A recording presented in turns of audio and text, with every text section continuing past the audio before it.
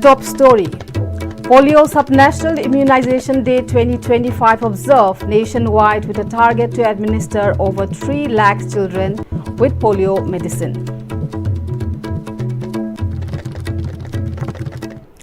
Good afternoon and welcome to Pm-Istv English News at 2. Now we have the detailed news.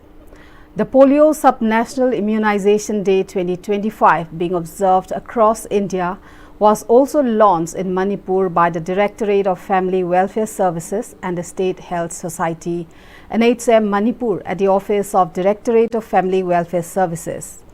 The event was attended by Director of Family Welfare Services Manipur, Dr. N. Bina, Additional Director of Family Welfare Services, Dr. Somorzit Ningombam, Medical Superintendent of RIMS, Dr. Y. Mohan, and State Immunization Officer Manipur, Dr. Pm-Istv, as the main dignitaries. In the event participated by officials from various nursing school and family welfare services, children brought from different places were given oral polio drops. Speaking on the occasion, Director Dr. N. Binu stated that although India was declared polio-free by the World Health Organization in 2014, the country remains at risk due to polio cases still being reported in some neighboring countries. Therefore, this immunization drive is being conducted to protect children in India from any possible resurgence of polio.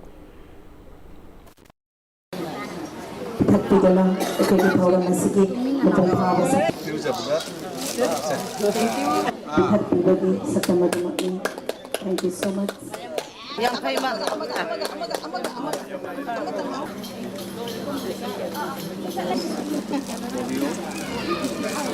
Respected Sir, Dr. Y. Mohan Singh Thoramgi.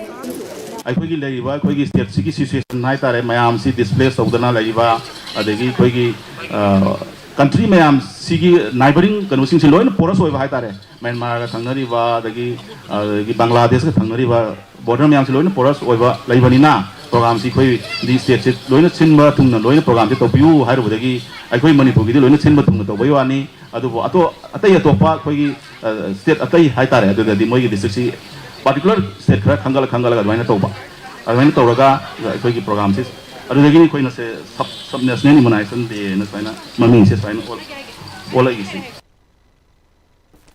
State Immunization Officer of Manipur, Dr. Pm-Istv, stated that during the 3 days Polio Subnational Immunization Day 2025, starting from today, the department has set a target to administer polio drops to 3,16,671 children.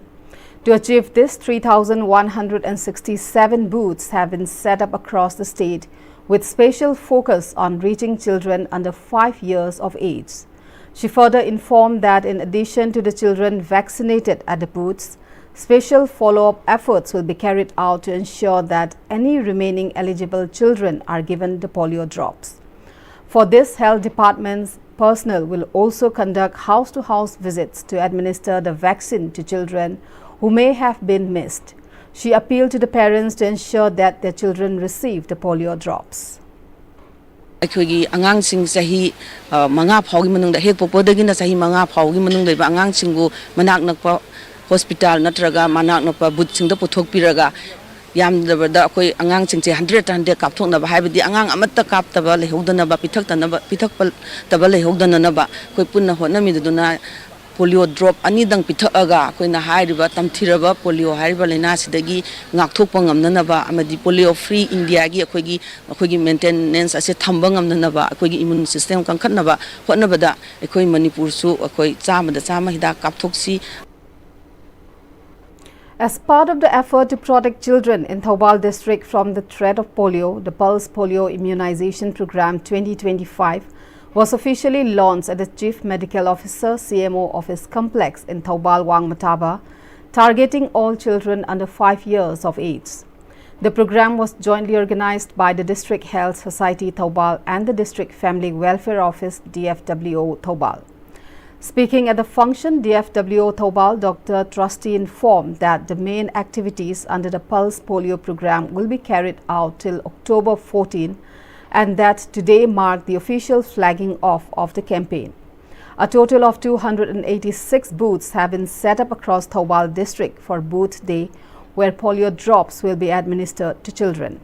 The district has set a target to vaccinate around 30,000 children during this campaign. To ensure that all children who missed vaccination at the booths are covered, a door-to-door vaccination drive will follow, involving around 1,500 personnel in approximately 300 teams, starting immediately after Booth Day, she added. Hayengdagi amu angang chitha nanda hobasingdo house to house satpa aduga hangchitso mu house to house chatlaga loisandoi ba hangchina adaiduda khoigi Thoubalgi keno si khoigi pandam si Thoubalgi district ki oina pandam thalibisi angang sawrakpa lising kunthra rom keno gi boot day da 286 boot hangaga team keno chahum rom haidi mi lising amaga sanga rom na chatlaga yum da su chatlaga angang sing thidoga angang Thoubal da leiriba angang sahi manga bhogi angang mayam se yariba makai 100% polio 2 drops ani che pithak pasigi pandam da pangthok jaban. The District Health Society Tamenglong and Family Welfare Division Tamenglong formally launched Sub-National Immunization Day on intensified pulse polio immunization at Town Baptist Church, sponsored by State Health Society and Family Welfare Services, Manipur. Deputy Commissioner Tamenglong, Dr. L. Angshim Dangshawa, Town Baptist Church Pastor Dr. Reverend Namsadai Kamai, ICDS Supervisors Root and Kamai Khamguiliu, Zonal Education Officer Abuanpo Christopher, District Immunization Officer Dr. Sunil Kamai were among the guests that attended the launching program. Speaking at the launching of the program, District Immunization Officer Dr. Sunil Kamai announced that 8,117 children aged 0 to 5 years are targeted for vaccination under the Sub-National Immunization Day as part of the intensified pulse polio immunization campaign. To achieve this, 145 booths have been set up with 380 vaccinators and 24 supervisors. He noted that while India has been declared polio-free by the World Health Organization, the virus still exists in some countries and poses a risk of re-entry. He stressed the importance of administering the polio vaccine during every round to ensure full protection for children and to maintain India's polio-free status. Deputy Commissioner Dr. L. Angshim Dangshawa also urged parents to immunize their children on time, highlighting the continued risk of transmission from neighboring countries and the need for constant vigilance. Town Baptist Church Pastor Dr. Reverend Namsadai Kamai prayed before polio drop were immunized. Former Zilla Parishad member Thoksombira questioned why the demolition of the historic Red Land building at Shillong Rajbari was carried out without informing the people of Manipur. He urged the concerned authorities to refrain from demolishing historically significant sites in the future and to ensure that such actions are communicated transparently and handled with sensitivity. Shillongda laiba Manipur gi amatta ngairaba Manipur Rajbari building bu mari lainaba singda amatta su khangalamba tawdana singkup sana thugai khiba akoi khudimangna thamoi sokna kandem tori ngasi kuki singnadi makhoi gi oisu oidabada makhoi gi ni hainabagi damakta akoi maitai singi Manipur da laiba luraba laifamlen kaya Thugaiduna kuki sina cross mark nungsinduna makhoigi oinaba yamna kanna honeringei talaksida ningthau palingegi achuk yamna luraba puariga sagona dun leiba mapambu mahannaba silamba niosing kaidongdasu aikoina lemna thabam thok. The statement was made today during a press meet held today at his residence in Thoubal, Bishnupur district, where residents, particularly women, mothers and elders of the locality, gathered to voice concerns over the irregular and delayed distribution of cooking gas by the Kongnang Gas Agency, Bishnupur, as well as the alleged black market sale of gas cylinders. The residents urged the agency to ensure the timely supply of cooking gas ahead of the upcoming Ningol Chakova festival. Speaking at a press meet, he pointed out that residents of rural areas like Tobul have not received gas for a long time, raising suspicions that gas cylinders meant for public distribution may be diverted to the black market. With the Ningol Chakova festival fast approaching, he warned that if the situation is not addressed immediately and gas is not made available to the public, the people may be compelled to launch various forms of agitation.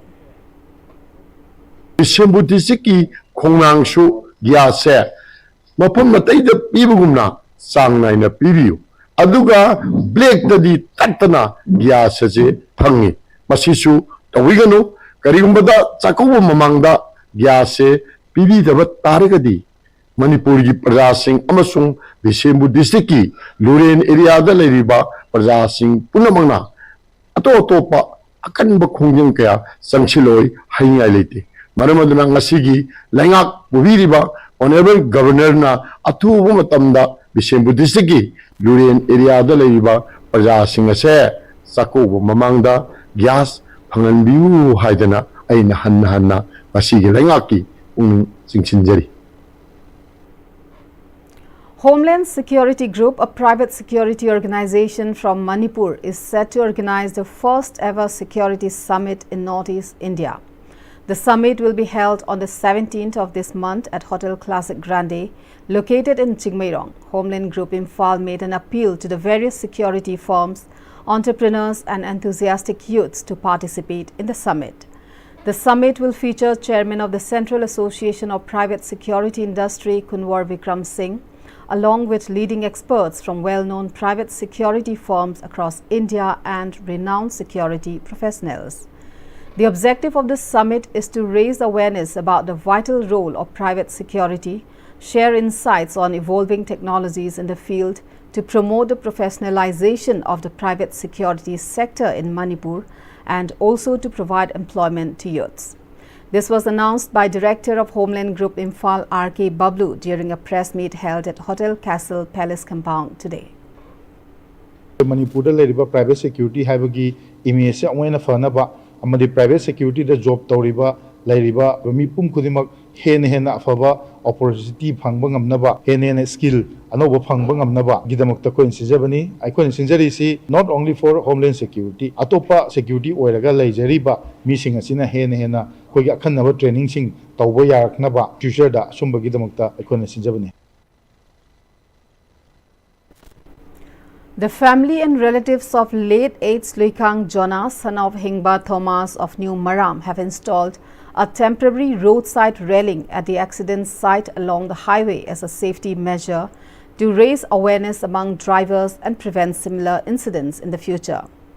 On 6 October 2025 at around 1:30 a.m., a tragic accident occurred when an eco van plunged from the highway into the Barak River between Karong and Mount Zion School, claiming the life of their beloved son 8th Luikang Jona. The family and relatives also earnestly appealed to the concerned authorities to take necessary steps to construct proper roadside protection along this stretch of the highway as a permanent safety measure for all commuters. Luka Jona se asi jaga se digi accident tolaga turel da taraga si givini aduna ngasi ekoi Luka Jona gi victims family koi ngasi sidalaraga wana temporary fencing sembiraga driver koi bo awareness pibagi damangak tani aduna victims family koina concern department koi bo request owning badi atubada asi accident prone area ni na railing permanent oibegi atubada sida sembio habisi ekoi victims family koina appeal tauzari. In international news, at least 15 Pakistani soldiers were killed and several others captured following a series of retaliatory attacks by Taliban-led Afghan forces in response to recent Pakistani airstrikes on Afghan territory, including in the capital Kabul. Intense clashes broke out along the Pakistan-Afghanistan border late last night after Taliban fighters launched coordinated assaults on Pakistani military posts. According to Maulawi Muhammad Qasim Ria, spokesperson for the Helmand provincial government, the retaliatory operation near the Durand line in Baharampur district resulted in the deaths of 15 Pakistani soldiers. He also confirmed that 3 Pakistani military outposts were captured and weapons and ammunition were seized. The Taliban claimed responsibility for launching attacks at 7 different points along the border, targeting Pakistani military positions.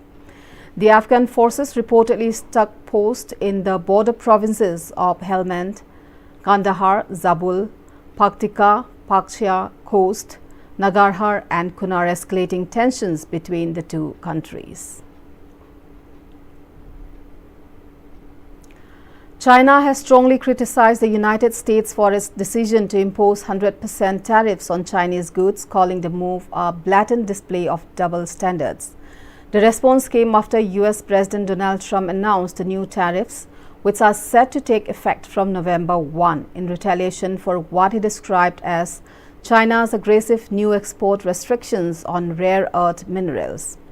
In addition, Washington has threatened to cancel a planned meeting with Chinese President Xi Jinping later this month, further escalating tensions between the two nations.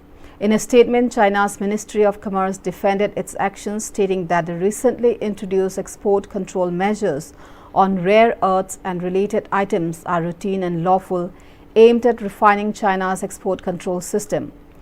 Beijing also accused the US of intensifying economic pressure on China since September, warning that such moves could have serious consequences for bilateral relations and global trade stability. And now we have the recap of the top story.